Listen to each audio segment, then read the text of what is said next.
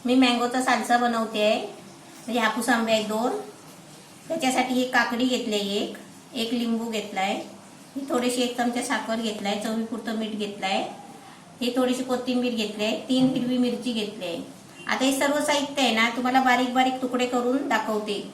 हे सर्व मँगो साल्साचं म्हणजे एकदम रेडी तयार झालेलं आहे. सगळं फोडी करून घेतलं आहे. लिंबू कापला, मिरची कापली, कोथिंबीर कापली. हे आता सर्व आहे ना आपल्याला मिक्स करायचं आहे.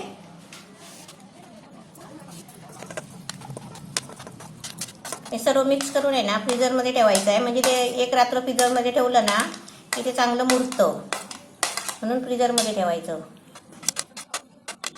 1 चमचा साखर घेतली.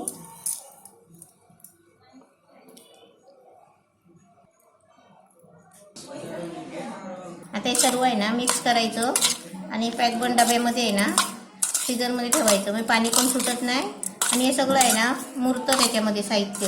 आता तुम्हाला सकाळी मी काढून दाखवेन.